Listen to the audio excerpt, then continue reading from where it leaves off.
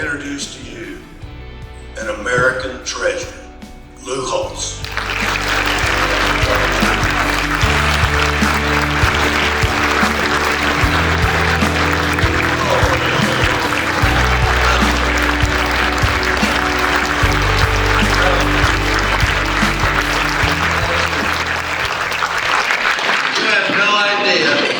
How nervous I got when you stood up. I thought you were going to leave.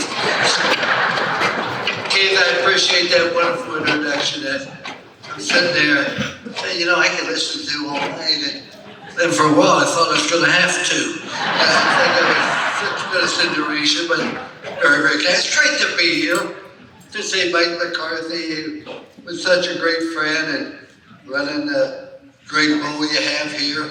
And just meeting so many people, and I want to congratulate the priest that was up here before me. What a great sense of humor, what a great command of English language. I'm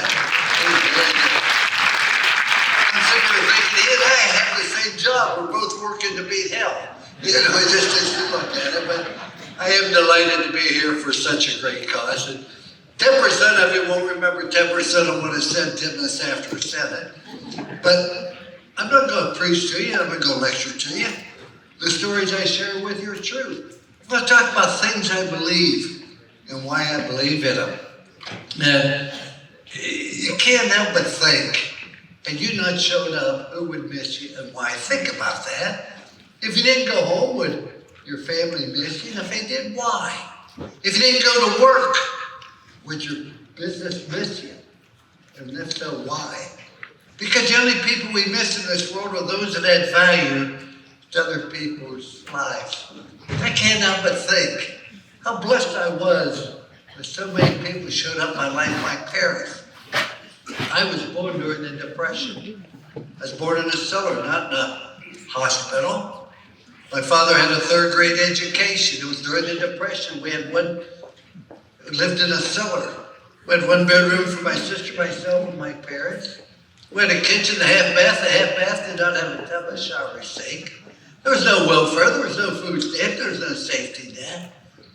And yet, I was born with a silver spoon in my mouth because I was born in this country. And I was taught that if I really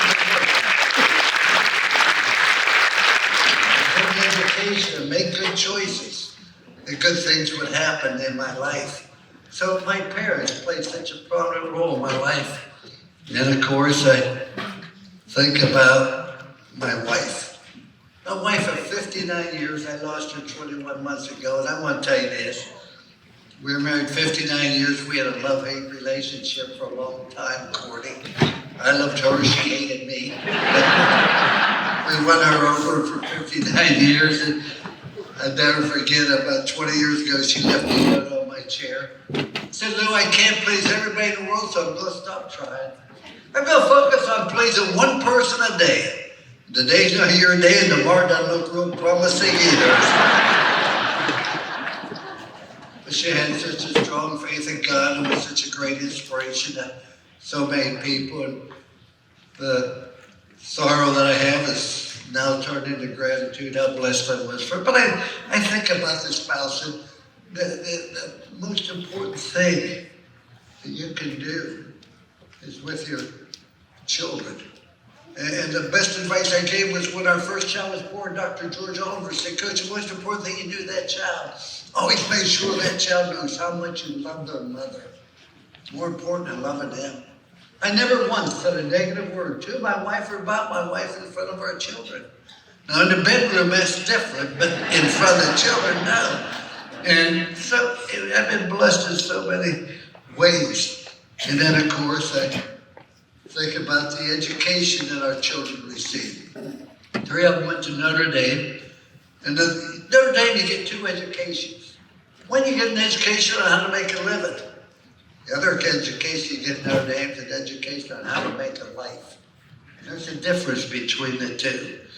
And I think about the good athletes that I was fortunate to coach. You know, I had 3 athletes put in the NFL Hall of Fame. Dan Hampton at Arkansas, Tim Brown, Jerome Bettis, and 2 days ago, Bryant Young, who played for us at Notre Dame, was going to be admitted this fall. into the Hall of Fame. And when I went to Hall of Fame with Jerome Bettis, he made one of the greatest talks I've ever heard. He said when he got ready to go to Notre Dame, he wasn't excited. His father said to him, son, I can't give you a whole lot. I don't have much. I can't give you money. I can't give you a new car. I can't give you new luggage. He said, but what I am going to give you a clean name. Make sure that name's clean when you give it to your son. I thought, boy, what a great thought that is. It's more important than anything else to give your children a clean name. And as a father, I don't care what you accomplish in life, if you're unsuccessful as a father and as a husband, you failed in life. That's the most important job we have, is to take care of them. Then, of course, I think about my faith. I have such a strong faith in God. Oh, we all have that foxhole religion. I can't begin to tell you how many times I prayed when Michigan was on our 3. Oh, God, you help me stop about change my life. We soon forget it after it's gone. You know, it's really amazing. God, I have no doubt, none whatsoever, that you parted the Red Sea for the Israelites. I have no doubt that for 40 years you fed a manna in the desert. I have no doubt you took water and turned it into wine at the wedding in Canaan. I have no doubt that you took 5 loaves of bread and 2 fishes and fed 5,000 people. I don't doubt that at all, God. But see, God, you don't know how good Michigan is. I can't trust you. And we have that mentality, and it's not really proper. There are a lot of things in this world I don't understand. I don't understand how a black cow eats green grass, produces white milk and yellow cheese. I don't understand why do they sell hot dogs in packages of 8 and hot dog buns in packages of 6. I don't understand. Like I've had back surgery, had trouble walking. I go into a pharmacy. I got to walk all the way in the back to get medication. Somebody else can buy cigarettes at the door. That makes no sense to me. And I really don't understand why the kamikaze pilot wear a helmet. I don't need that. The one thing I really truly don't understand is how anybody cannot have a strong faith in God. And I say that to you sincerely. Look at the universe. Look at the individual. You can see me because you have 150,000 receptors in your ear, in your eyes. You can hear me because you have 25,000 fibers. You have 206 muscles in your mouths of bone and muscles and nerves going all around. Look at the heart. The heart beats time after time, year after year. No man can make a machine like that. Look at your reproductive system. Or you do the problems I've had with my back, and you see the nervous system in your back. Did you think about the brain and everything it does? How can you not believe that there's a God? 11 disciples died as martyrs. You don't die for a lie. You die because you believe in something really and truly. So I just have a strong faith in God. And why are we here? Because we're here for such a solid purpose. You know, let's cover a couple facts. Number 1, fetus is a Latin translation for unborn child. Then translation for a bunch of tissues that we could sell. It's a great cause. It's unborn children. And of course, most crisis pregnancy centers struggle financially. They don't get $500 million a year like Planned Parenthood. And if there's no money, there is no cost.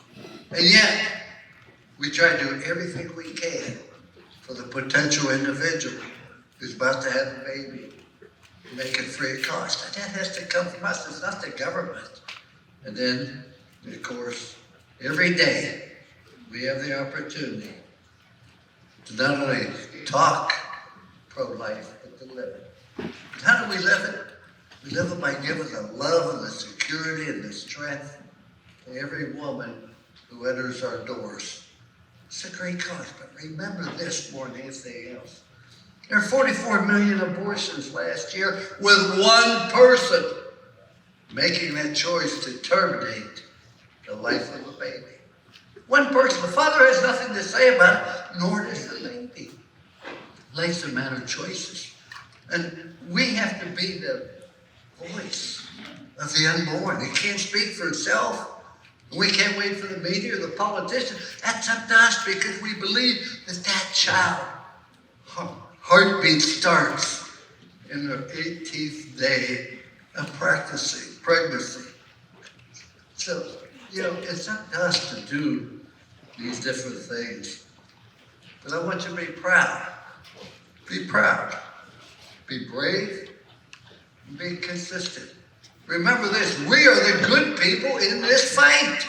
We can't be intimidated by Planned Parenthood, the media, or damn politicians. I use 3 words of profanity, hell, ass, and damn, and they're all in the Bible, so I don't apologize for it. But we're the good guys in this fight doing God's will. And we cannot be intimidated or silenced by the people that have the financial money. That's why we're here tonight. No woman center can succeed without cooperation. On a football team, we have a goal and you have a role. Our goal is to win and your role may be to cover kickoffs. Oh, I don't want to do that, coach. I want to carry the ball. I understand that.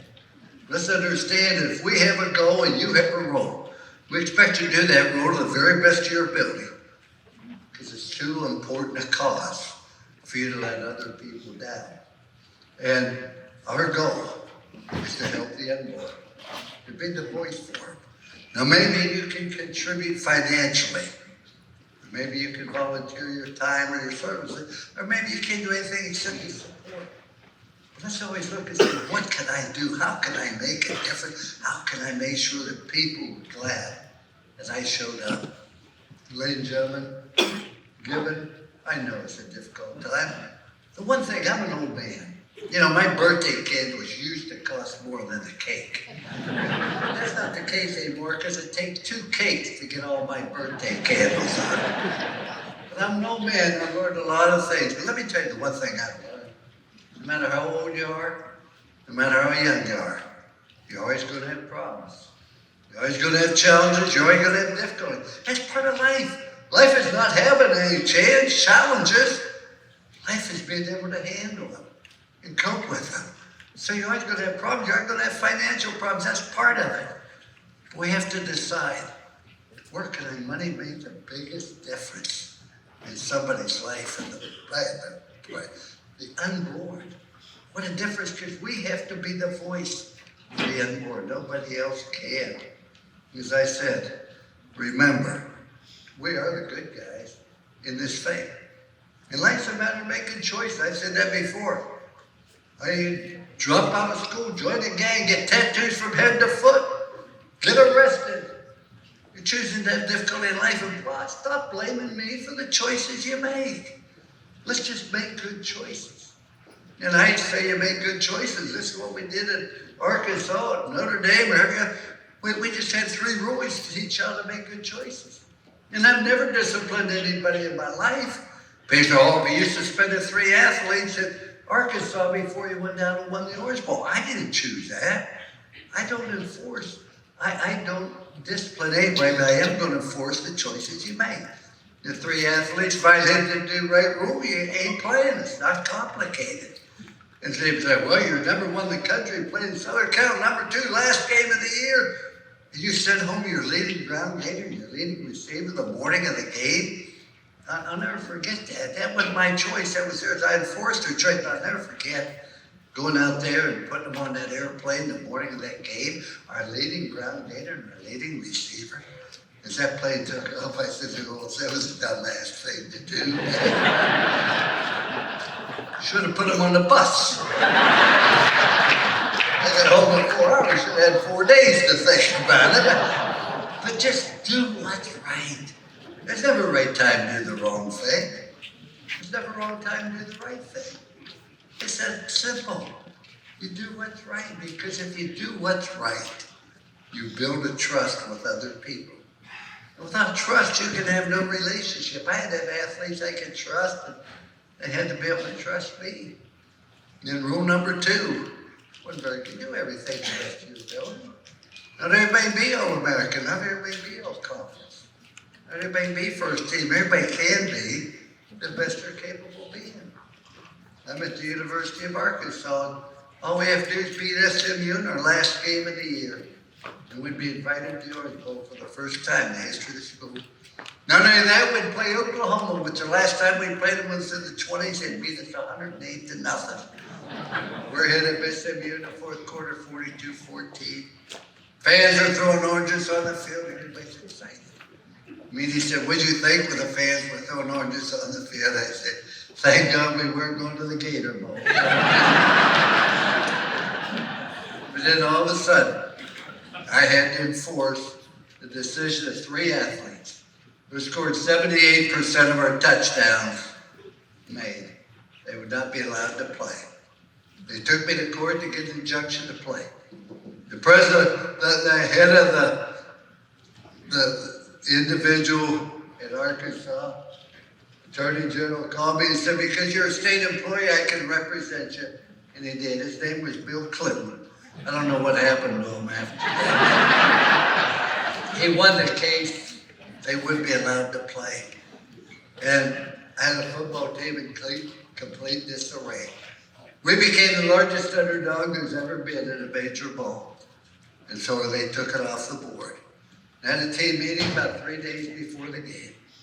They came in, they were rather negative. I said, "I know why we can't win. Every day I pick up the paper and read about the great players from Oklahoma going to play. That same paper, I read about the great players from Arkansas.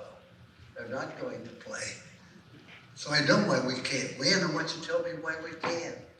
For a while, nobody said anything. And Charles Clay stood up and said, "Coach, we have the #1 defense in the country," which we did. He said, "So we aren't going to get beaten near as bad as everybody thinks." Wasn't what I wanted, but a step in the right direction. Then they pointed out we had a great competitor, Ron Calcagne, quarterback, great offensive line. I wanted them to say he had a great coach. It never came up. When they left the room, it was a different team. Why? We looked at why we could do something, rather than listen to everybody tell us why we can't. It's the greatest lesson we can have. Let's look at why we can make this go. Let's look at what we have to do, what decisions we have to make. Let's be the very best that we can be. The last rule I have is so simple, is care about one another. If you build love in an organization, it's unbeatable, whether it be a football team or a family. And you can find other things to dislike about everybody, but also let's look for reasons to like and to love. My wife is such a special person, and I had a sticker on my car that upset her. We'd go to 8 o'clock mass in the morning on Sunday, and she'd make me park in the back of the lot where nobody could see it.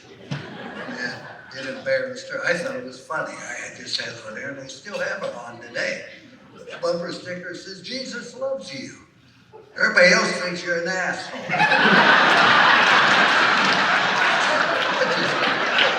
Sort of sums it up.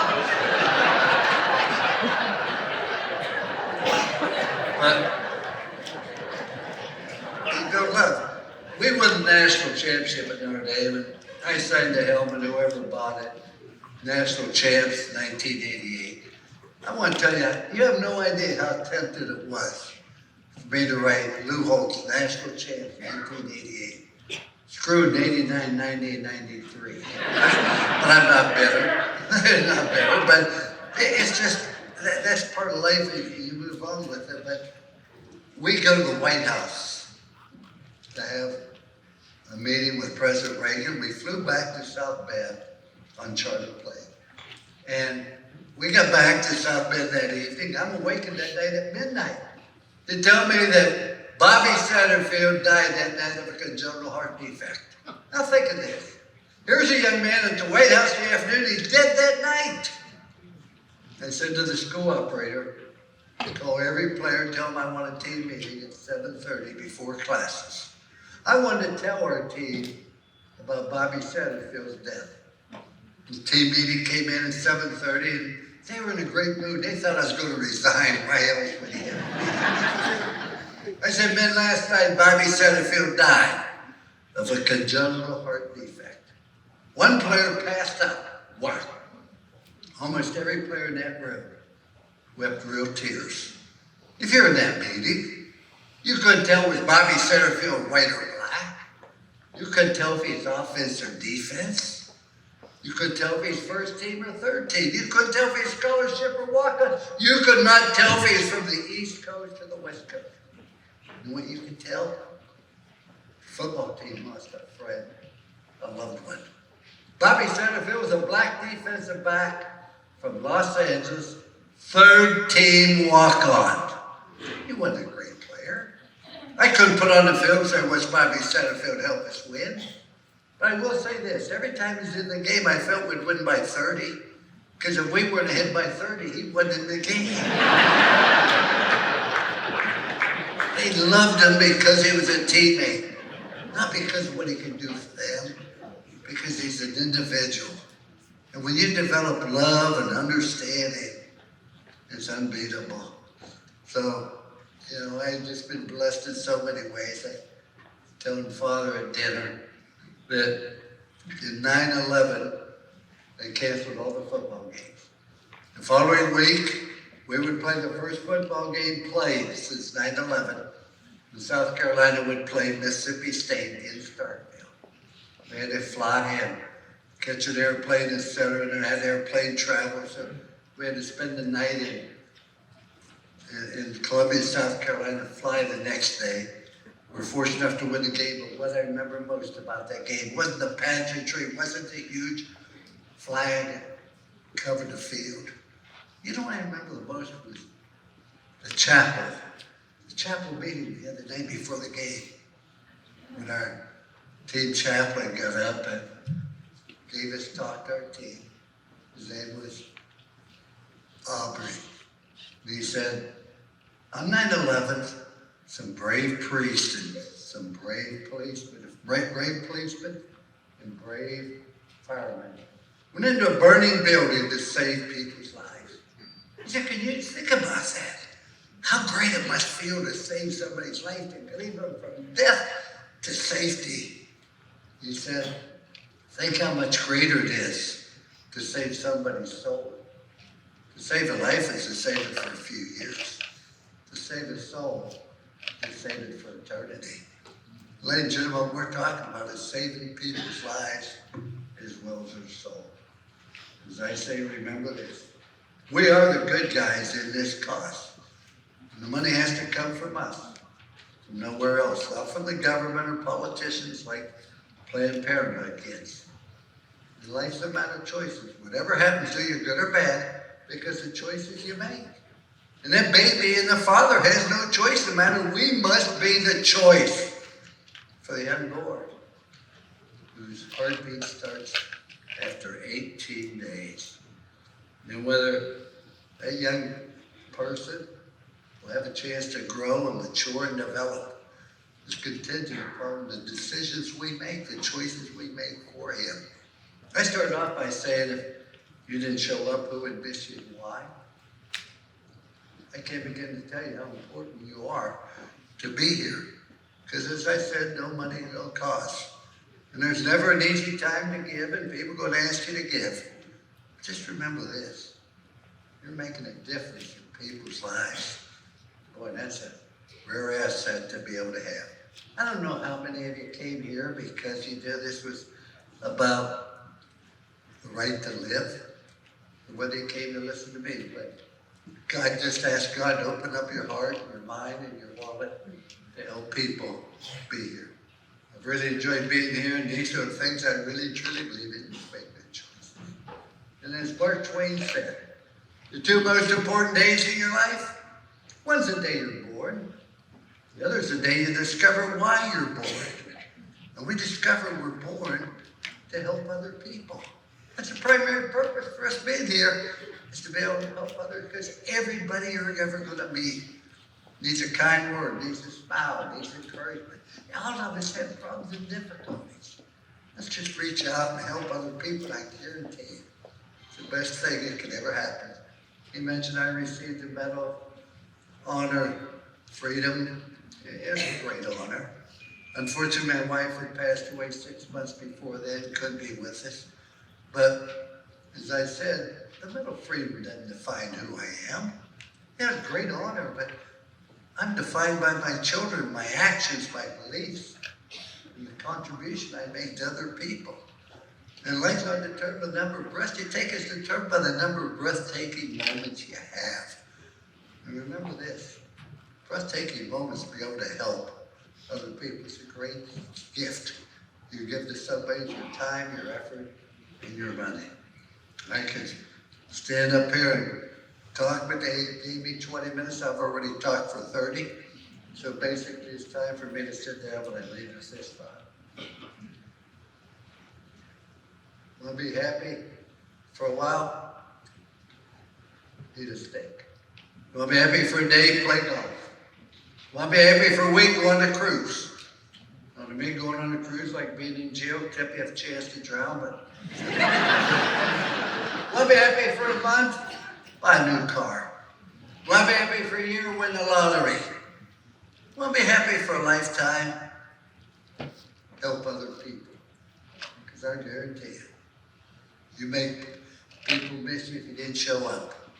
That's the greatest feeling you can have in this world.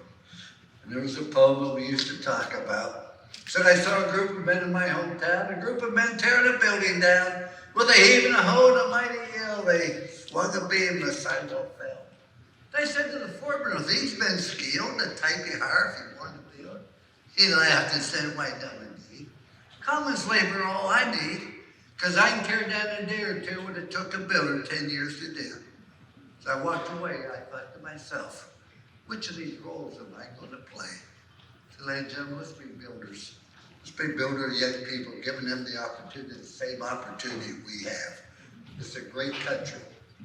It's going to be great if we don't stay involved. Stand up for the things we really and truly believe. That's our obligation, is to have courage and strength to go against what seems to be the popular mode by the media, etc. But do in our heart what we know is right and proper. Thank you for having me. God bless you.